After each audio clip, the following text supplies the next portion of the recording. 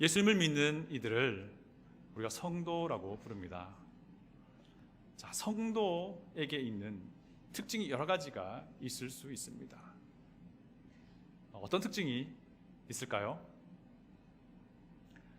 제가 오늘 말씀드리고자 하는 것은요, 성도는 죄에 대하여 아주 민감한 사람이다 하는 것입니다. 죄를 범했을 때에 후회하고 또 부끄러워합니다. 자신이 죄를 범했다는 사실 때문에 아주 괴로워합니다. 그리고 슬퍼할 줄 압니다. 때로는 그런 자신이 아주 밉기도 합니다. 또 더 나아가서 그런 자신을 보며 안타까워하실 하나님을 생각하니 눈물이 흘러내리기도 합니다. 그리고 내가 지은 죄로 인해서 아파할 피해를 입은 그 사람에게 용서를 구하게도 됩니다. 그리고 이 모든 것이 사실은 하나님께 범한 죄임을 알고 하나님께 무릎 꿇고 하나님께 용서를 구하게 됩니다. 이런 모습이 성도에게 마땅한 모습이 아닌가 생각을 하게 됩니다. 그런데 문제는 우리는 죄로 인해서 자주 넘어진다는 것입니다. 잘못을 저지르고 나서 후회하는 일이 얼마나 많은지 모릅니다. 그리고는 얼마나 많이 하나님께 무릎을 꿇고 용서를 구하는지도 모릅니다. 사실 죄를 짓고도요, 그것이 죄인 줄 모른다면 그것은 성도의 모습이 아닐 것입니다. 여튼 우리는 자주 넘어지는 우리의 모습을 보게 됩니다. 그런데 오늘 본문 말씀 보니까요, 넘어지지 말라고 하세요. 오히려 하나님처럼 되라고 하세요. 그 같은 죄를 가능하면 범하지 말라 하십니다. 그리고 그 같은 죄를 아예 반복하지 말라고 하신다는 것입니다. 그래서 오늘 본문의 말씀에 따르면요, 하나님을 본받는 자가 되라라고 우리에게 말씀하고 계십니다. 에베소서 5장 1절을 봅니다. 그러므로 사랑을 받는 자녀같이 너희는 하나님을 본받는 자가 되고, 너희는 하나님을 본받는 자가 되고 라고 하는 부분은요, 명령어예요. 명령어. 하나님을 본받으라 라는 명령이라는 것입니다. 바울은요, 자기의 그 서신서에서 본받으라 라는 표현을 자주 쓰는 것을 우리가 보게 됩니다. 고린도전서나 빌립보서나 데살로니가 전서, 데살로니가 후서에 보면요, 그런 표현을 바울이 쓰고 있는 것을 봅니다. 그런데 예외 없이 자기를 본받으라 라고 말을 해요. 자기가 사역할 때에 그들을 복음으로 어떻게 돼 있는지 그대로 따라하면 된다라고 이렇게 말하고 있는 것입니다. 왜냐하면 자기가 그리스도를 본받기 때문이라고 말을 합니다. 그런데 오늘 우리 본문에서는요, 하나님을 본받으라 라고 말씀을 하십니다. 너희들이 성도라면 반드시 하나님을 닮아가야 한다라고 말씀하고 있다는 것입니다. 너희가 성도라면 반드시 하나님을 따라해야 한다, 하나님처럼, 이렇게 말씀을 하고 있다는 것입니다. 하나님을 본받는다는 것, 하나님을 닮아간다는 것, 그것이 과연 무슨 뜻일까요? 하나님의 성품을 닮아간다라는 것입니다. 하나님의 본질을 닮아간다라는 뜻입니다. 하나님처럼 너희도 그렇게 되어 가야 한다라는 것을 말한다는 것입니다. 이와 비슷한 표현을 우리는요, 성경에서 자주 찾아볼 수 있습니다. 제가 몇 가지 예를 들어볼게요. 마태복음 5장 48절입니다. 그러므로 하늘에 계신 너희 아버지의 온전하심과 같이 너희도 온전하라. 하나님은 완전하신 분이십니다. 그래서 하나님처럼 너희도 완전해라, 하나님처럼 너희도 온전해져라 라고 말씀하십니다. 누가복음 6장 36절입니다.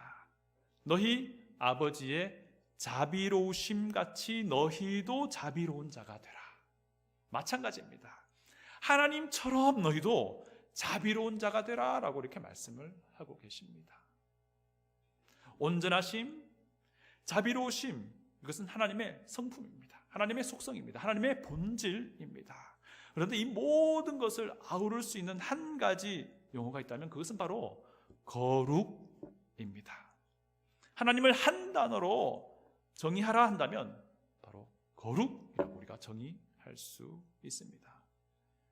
제가 레위기 19장 2절을 읽어드립니다. 너희는 거룩하라. 이는 나 여호와 너희 하나님이 거룩함이니라. 거룩은요, 하나님의 모든 성품을 다 아울릴 수 있는, 하나님을 단 하나로 정의할 수 있다면 바로 그것이 거룩입니다. 하나님이 거룩하신 것처럼 너희도 거룩하라. 하나님처럼 거룩하라 라는 명령은요, 구약 성경뿐만 아니라 신약 성경에도 여러 군데 발견이 됩니다. 반복이 된다는 것이죠. 그만큼 중요하다라는 것입니다. 그런데요, 우리가 문득 이런 생각이 듭니다. 하나님의 본질을 닮아간다는 거 생각할 때 우리의 숨이 막 턱 막힐 때도 사실 있습니다. 내가 어찌 감히 하나님을 닮아갈 수 있을까라는 생각을 우리가 할 때도 있다는 것입니다. 그러나 우리 하나님은요, 불가능한 것을 하라고 말씀하지 않으신다는 겁니다. 이것이 분명히 우리에게 가능하기에 우리 하나님이 우리에게 명령하신다라는 것입니다. 그리고 우리를 그렇게 할 수 있도록 도우시겠다, 그리고 처방을 주시겠다라고 말씀을 하신다는 겁니다. 3절부터 6절에 보니까요, 그러면 어떤 삶이 하나님을 본받는 삶인지를 구체적으로 설명하기 시작합니다. 사실은요, 이런 하나님을 본받는 삶이라고 하는 것이 에베소서 4장부터 6장의 전체에 다 이르러서 나온다라고 할 수 있고요. 사실 더 넓혀서요, 하나님의 말씀 성경 안에 있는 모든 가르침이 사실은 우리 하나님을 닮아가고 하나님을 본받기 위한 구체적인 내용들이 가득 차 있다는 것을 우리가 알 수 있습니다. 우리가 3절을 한번 보겠습니다. 3절입니다. 음행과 온갖 더러운 것과 탐욕은 너희 중에서 그 이름조차도 부르지 말라. 이는 성도에게 마땅한 바니라. 오늘 본문에서는요, 특히 성적인 죄를 짓는 것에 대해서 강조를 하는 것을 보게 됩니다. 음행과 온갖 더러운 것과 탐욕이라 하면요, 모든 성적인 죄들을 다 아울러서 말하고 있는 것입니다. 인터넷은요, 우리 삶에 많은 편리함을 가져다 주었습니다. 그러나요, 동시에 인터넷은 우리 믿는 이들의 삶의 그 거룩함을 위협하는 존재가 되기도 합니다. 인터넷을 통해서는요, 우리가 너무나도 쉽게 포르노그래피를 접할 수 있습니다. 마음만 먹으면 죄를 지을 수 있는 길이 활짝 열렸다는 겁니다. 이것이 무슨 말합니까? 죄의 유혹이라고 하는 것이 우리 주변에 막 널려져 있다는 것입니다. 네, 세상은 갈수록 그 도덕적 기준이, 그 윤리적 기준이, 그 성적인 순결이라는 그 기준이 계속 낮아질 것입니다. 우리 주님 예수님이 재림하셔서 완벽한 의로움으로 통치하시기 전에는 이 세상은 계속해서 타락해 나갈 것임은 분명합니다.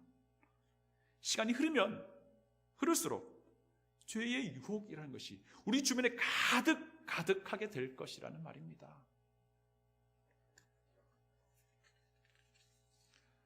4절을 보겠습니다.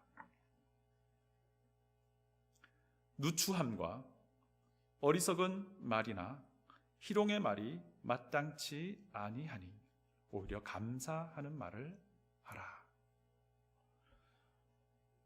4절에서도 마찬가지입니다. 누추함, 어리석은 말, 희롱의 말이라고 하는 것은 역시 성적인 더러움을 나타내는 그런 표현입니다. 성적인 더러움은 성도에게 어울리지 않는다라는 것입니다. 3절에서는요, 음행과 더러움과 탐욕을 이름조차도 부르지 말라고 하십니다. 왜냐하면 성도에게 어울리지 않기 때문에 그렇습니다. 4절에서도 마찬가지입니다. 누추함과 어리석은 말, 희롱하는 말, 이 성적인 더러움은 성도에게 마땅한 것이 아니다 라고 하십니다. 이 모든 죄악들이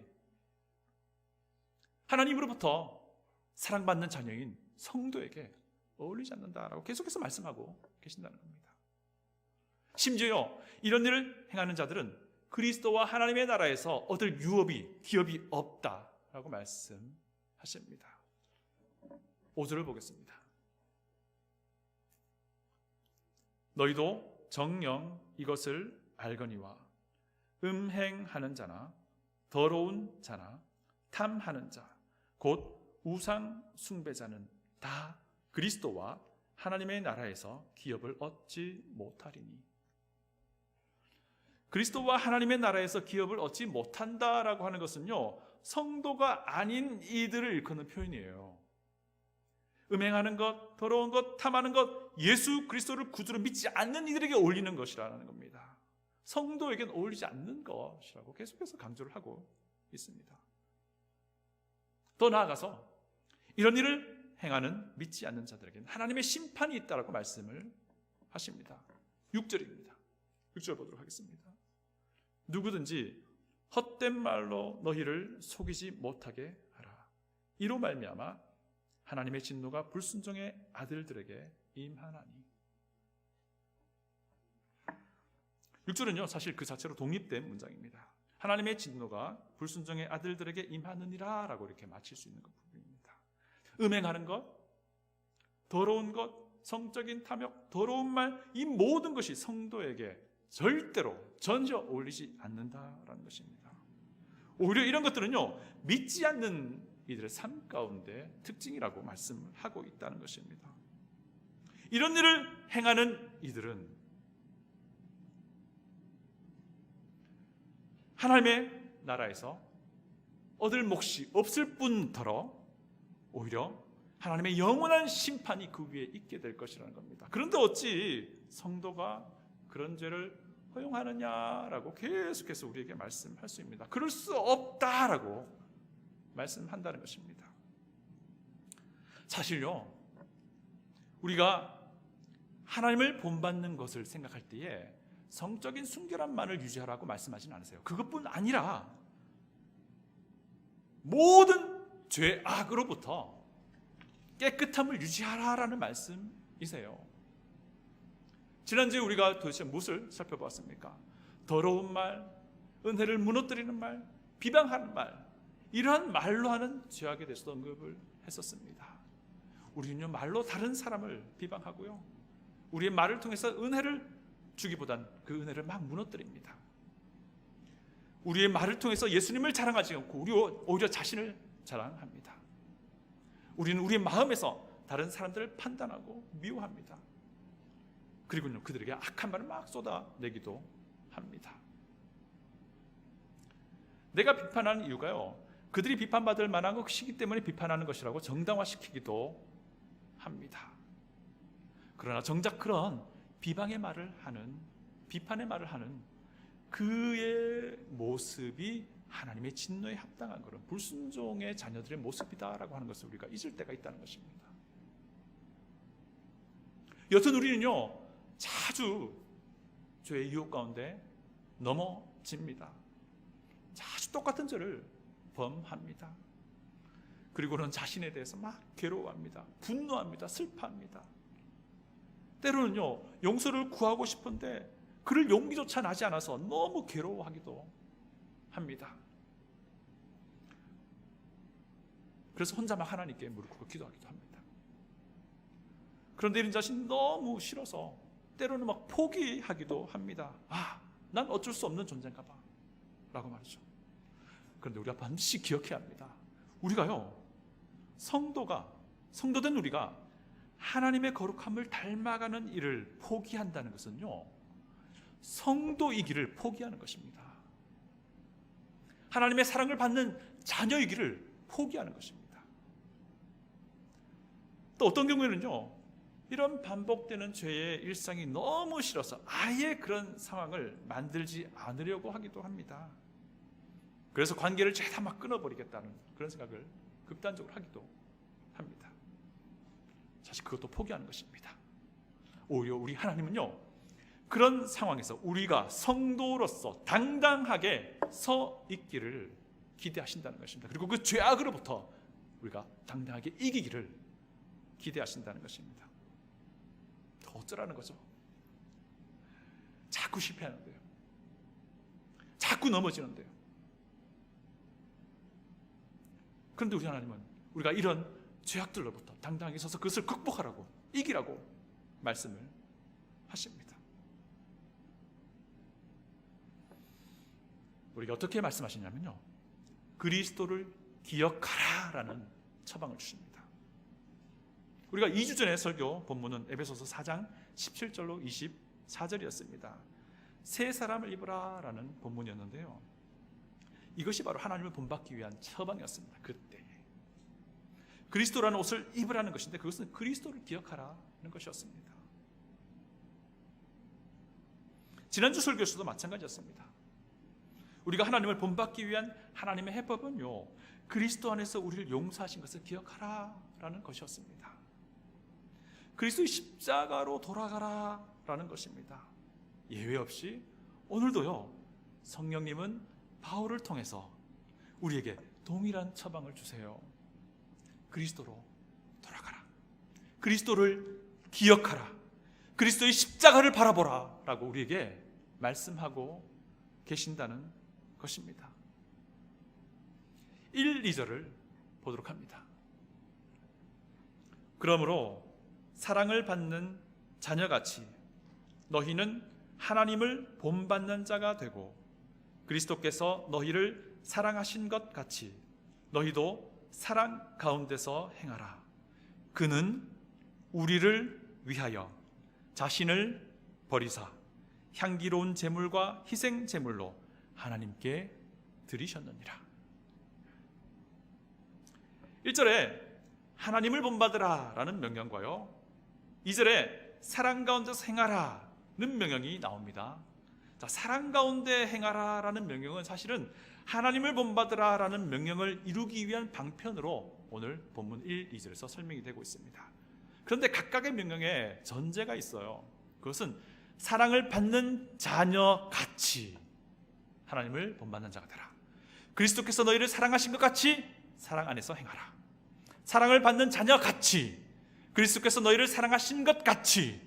이 말은요, 너희가 하나님을 본받는 자가 되고자 할 때에, 너희가 사랑 가운데서 행하고자 할 때에 반드시 그리스도를 기억하라 라고 말씀하는 것입니다. 하나님의 사랑은요, 그리스도를 통하여 우리에게 주어졌습니다. 그래서 2절 하반절 보니까 이렇게 말씀하는 겁니다. 그는, 예수 그리스도는 우리를 위하여 자신을 버리사 향기로운 제물과 희생 제물로 하나님께 드려주셨다라고 말씀하십니다.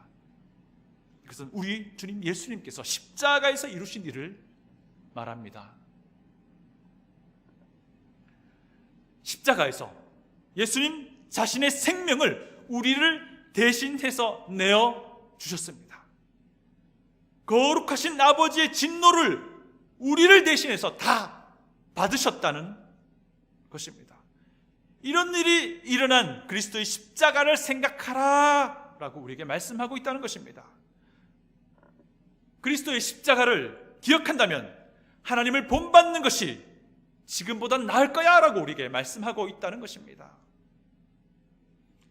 이것이 성령 하나님께서 지금 우리에게 주시는 처방입니다. 그리스도의 십자가를 기억하라. 그러면 너희들이 하나님을 본받는 일이 도움이 될 거야. 너희는 하나님을 본받을 수 있을 거야. 하나님처럼 그렇게 거룩하게 될 수 있을 거야 라고 말씀한다는 것입니다. 십자가에서 우리가 과연 무엇을 봐야 할까요? 두 가지를 말씀드리고 원합니다. 첫 번째는요, 우리는 십자가를 통해서 하나님의 무한 순종을 배우게 됩니다. 자꾸 넘어지고 자꾸 실패하니까 이것을 포기하기 원하는 마음이 우리 안에 있습니다. 그러나 그럼에도 불구하고 우리가 하나님을 닮아가는 이 일에, 이 명예에 우리는 반드시 순종을 하며 나아가야 한다는 것입니다. 우리 주님은요, 십자가에서 죽을 이유가 전혀 없는 분이셨습니다. 그럼에도 불구하고 아들 예수님은 아버지께 순종하셨습니다. 아버지의 말씀에 절대적으로 순종하셨습니다. 예수님이 겟세마네 동산에서 기도하실 때에 3번이나 같은 기도한 것 우리가 기억합니다. 마태복음 26장 39절입니다. 내 아버지여, 만일 할만하시거든 이 잔을 내게서 지나가게 하옵소서. 그러나 나의 원대로 마시옵고 아버지의 원대로 하옵소서. 마태복음 26장 42절입니다. 내 아버지여, 만일 내가 마시지 않고는 이 잔이 내게서 지나갈 수 없거든 아버지의 원대로 되기를 원하나이다. 우리 예수님은요, 이렇게 기도하실 때 땀이 피가 될 정도로 고뇌하시면서 기도하셨습니다. 그 기도의 내용을 금방 읽었던 마태복음 26장이 담고 있는 것입니다. 십자가의 고난과 죽음을 피할 수만 있다면 피하고 싶어하는 그런 마음을, 우리 예수님의 마음을 표현하고 있는 것입니다. 그러나 십자가에서의 그 구원 사역은요, 창세전부터 계획된 것이었습니다. 성부 하나님과 성자 하나님과 성령 하나님 사이에 그렇게 죄된 인간을 구원하고자 약속하신 것이었습니다. 그래서 성자 하나님이 성부 하나님께 기도하는 것입니다. 순종하겠습니다. 제가 아버지께 순종하겠습니다. 예수님이 이렇게 순종의 기도의 결단에 따라 묵묵하게 그 길을 걸어가십니다. 예수님을 잡으려고 사람들이 몰려왔을 때에 베드로가 그 중에 한 사람의 귀를 칼로 베어버리고 맙니다. 그때 예수님은 오히려 베드로를 책망하십니다. 너는 내가 내 아버지께 구하여 지금 12군단 더 되는 천사를 보내시게 할 수 없는 줄로 아느냐? 예수님은요, 그때라도 신적인 권위로 이들을 다 물리칠 수 있는 분이셨습니다. 예수님은 천사들을 보내어 로마의 권력을 다 이길 수 있는 분이셨습니다. 그럼에도 불구하고 우리 예수님은 아버지께 순종하기로 하신 것입니다. 순순히 십자가의 잔을 받기로 하신 것입니다. 이처럼 우리 예수님은 십자가에서 완전한 순종을 보이셨습니다. 죄가 전혀 없음에도 불구하고 우리 예수님은 십자가에서 진노를 다 받아내셨습니다. 죽어야 할 이유가 전혀 없는 분이셨습니다. 그런데요, 죽음은 죄의 대가입니다. 그러나 우리 예수님은 죄가 전혀 없었다는 것입니다. 그래서 죽어야 할 이유가 전혀 없던 분이셨습니다. 그럼에도 불구하고 예수님은 아버지께 순종하셨다는 것입니다. 성령 하나님은 지금 우리에게 도전하십니다. 하나님을 본받으라. 모든 악함으로부터 돌아서라. 포기하지 마라. 하나님을 본받으라. 그 명령에 순종해라. 그러면서 그리스도를 기억하라. 그리스도의 십자가를 기억하라 라고 말씀하고 계신다는 것입니다.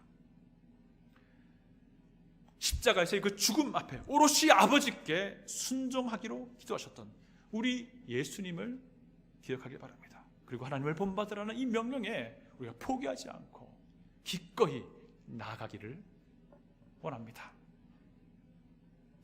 두 번째, 우리는요, 십자가에서 죄의 악이 성도에게는 어울리지 않다는 것을 확실히 배우게 됩니다.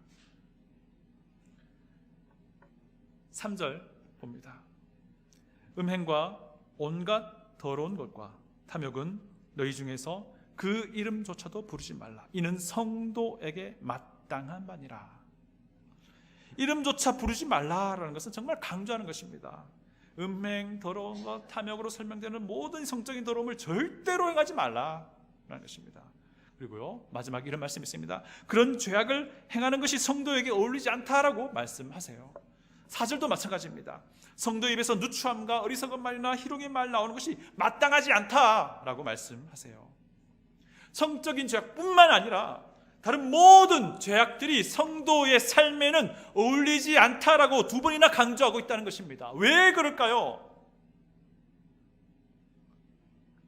우리 주님 예수님께서 왜 십자가에서 자신의 생명을 희생하셨습니까? 우리 주님 예수님께서 왜 십자가에서 자신의 피를 다 쏟아내셔야만 했습니까? 우리 주님 예수님께서 왜 십자가에서 영원한 희생 제물로 바쳐져야 된 것입니까? 그것은요, 우리에게 퍼부어져야 할 하나님의 진노와 심판에서 우리를 건져내기 위한 것이었습니다. 우리를 구원하기 위한 것이었다는 것입니다. 그렇다면 왜 하나님의 진노와 심판이 우리에게 부어져야 하는 것입니까? 그것은 우리의 죄악 때문이었던 것입니다. 그것은 우리의 죄악의 대가이기 때문이었습니다. 그래서 예수님께서 십자가에서 대신 죽으심으로 하나님의 저주와 심판을 받으신 것이고, 우리의 죄 때문에 예수님이 대신 죽은 것입니다. 그것이 바로 십자가입니다. 우리의 죄 때문에, 그 더럽고 추한 우리의 죄악 때문에 우리 예수님이 십자가에 죽으신 것입니다. 예수님이 죽으실 때요, 우리의 그 죄, 나의 더러운 죄가, 나의 더러운 추악함이 예수님의 두 어깨 위에 얹어지셨고, 예수님이 십자가에 죽으실 때에 예수님은 아예 인류의 모든 죄가 되셨다라고 성경은 말씀을 하십니다. 십자가는요, 우리의 죄, 나의 죄에 대한 심판과 진노가 퍼부어진 곳입니다. 그것이 바로 십자가라는 곳입니다. 우리의 죄악 때문에. 그래서 우리가 다시 그 죄악으로 돌아간다고 하는 것은요, 성도가 된 우리에게, 하나님의 사랑받는 자녀가 된 성도인 우리에게 어울리지 않는다는 것입니다. 십자가를 그래서 기억하라 라고 하는 것입니다. 사랑하는 성도 여러분, 우리는요 자주 넘어집니다. 자주 죄의 유혹에 쓰러집니다. 그리고 자주 후회합니다. 죄를 짓는 모습에 자주 실망합니다. 그런 자신이 자주 미워집니다. 그러나 포기하지 마십시다. 죄의 유혹 앞에 당당하게 서서 십자가를 생각하며, 십자가를 기억하며 서 있기를 원합니다. 만약 우리가 이것을 포기한다면요, 성도이기를 포기하는 것입니다. 성령 하나님은 우리에게 우리 주님 예수님의 십자가를 기억하라 라고 조언해 주십니다. 하나님의 거룩을 닮아가라는 명령 앞에 우리 예수님처럼 그렇게 순종하기를 원합니다. 그리스도의 십자가를 바라보기 원합니다. 온전히 순종하신 우리 주님을 보기를 원합니다. 죄의 유혹이 우리를 둘러싸고 있습니다. 세상은 점점 더 타락해 가시고, 시간이 흐르면 흐를수록 죄의 유혹거리가 우리 주변을 가득 에워쌀 것입니다. 심지어 교회에 왔을 때요, 미운 사람이 있잖아요.